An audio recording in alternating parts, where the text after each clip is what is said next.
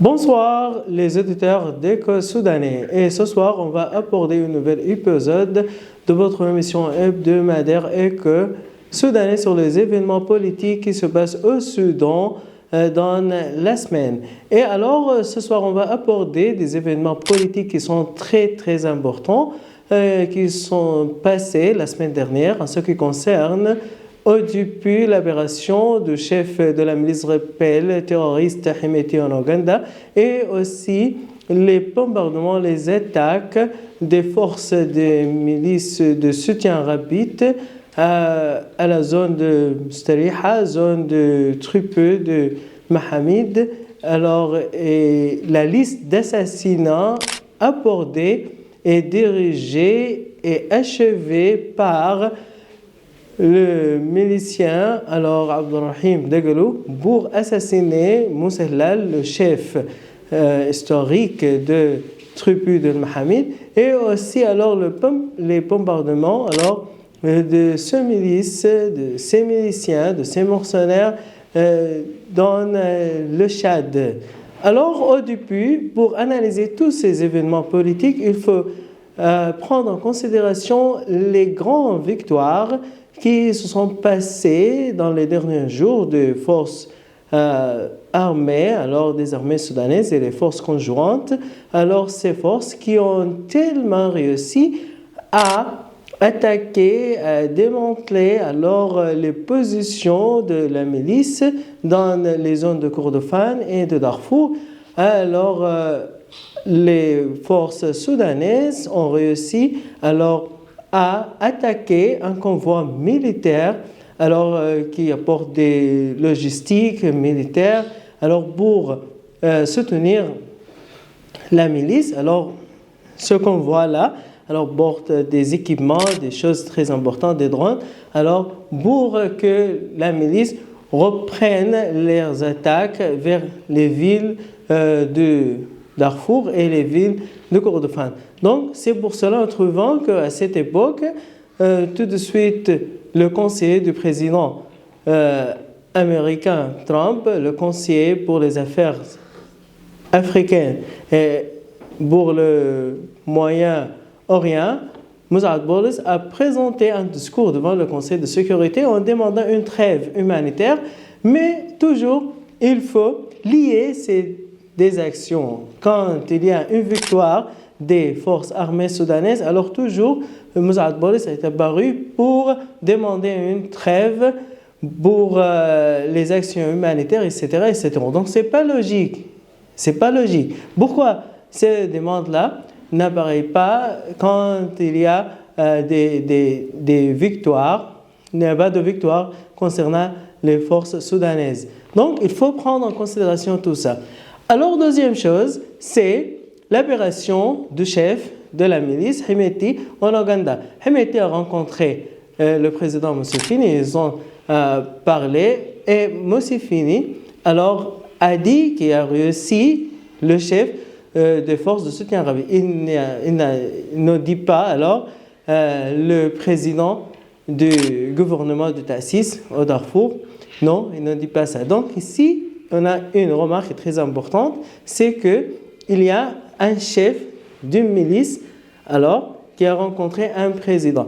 Mais alors, la chose qui est très étonnante, le lendemain, alors, le fils de Museveni, le chef des armées ougandaises, a dit que Hemeti est un criminel, alors il a fait des crimes contre l'humanité. Alors, Hemeti ne peut pas alors prendre des victoires concernant cette guerre au Soudan.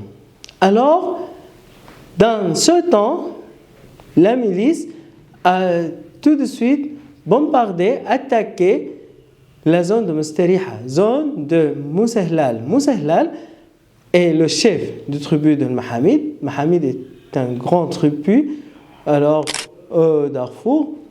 Alors, Moussa Hilal a une histoire très brillante en ce qui concerne le soutien des forces soudanaises, des forces conjointes contre cette milice. Alors, ils ont essayé d'attaquer cette zone-là, plutôt.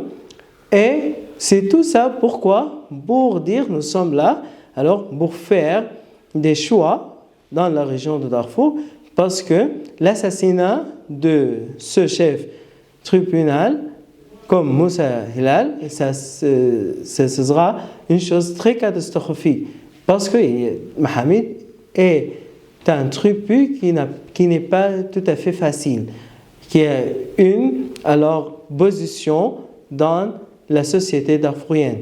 Donc c'est pour cela, trouvant que au lien tous ces événements, alors trouvant que la milice de force de soutien rapide dans ce jour-là, elle essaye de faire des choses catastrophiques, comme toujours.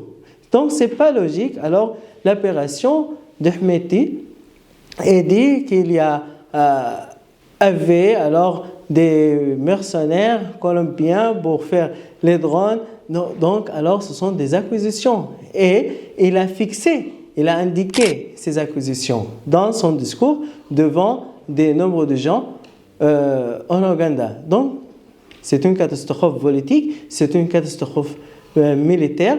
Et alors aussi, cette milice a attaqué la ville de Tina au Tchad. Et alors, c'est une chose, à mon avis, très dangereuse. Pourquoi? Parce que, alors, la milice a échoué à contrôler le centre du Sud, à contrôler la capitale historique, Khartoum. Donc, qu'est-ce qu'ils font? Ils vont tout de suite vers l'ouest. Parce que l'ouest, il y a ce qu'on appelle le tissu social. Alors, les tribus, alors les camarades, les familles de ce groupe de personnes. Donc, c'est pour cela qu'il y a des attaques contre l'armée tchadienne et les forces de soutien rapide.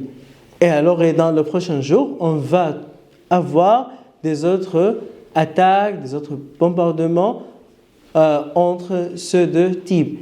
Avant, le Tchad a soutenu cette milice parce qu'ils ont pensé que cette milice va réussir, va avoir des victoires, alors va contrôler Khartoum, va garder alors le gouvernement à Khartoum et tout le Soudan. Maintenant, la milice a échoué. Donc, c'est pour cela, quand la milice a échoué, il ne peut pas aller vers l'Est, vers la Somalie, vers Djibouti, vers Subi. Non, parce que là-bas, ce n'est pas le contexte social, ce n'est pas le contexte politique de cette milice-là, de ces mercenaires, de ces tribus. Donc, qu'est-ce qu'ils vont faire? Ils vont aller vers l'Ouest. C'est la logique politique et la logique sociale. Donc, chers auditeurs, c'est ainsi qu'on arrive à la fin de cet épisode et on va continuer l'analyse politique et militaire dans les prochains jours. Dans le prochain épisode, on va voir qu'est-ce que la milice va faire et alors on va analyser tout ça. Jusqu'à ce moment, je vous souhaite de passer de bons moments et voilà, c'est ma salutation Abdurrahman Choumena et au revoir.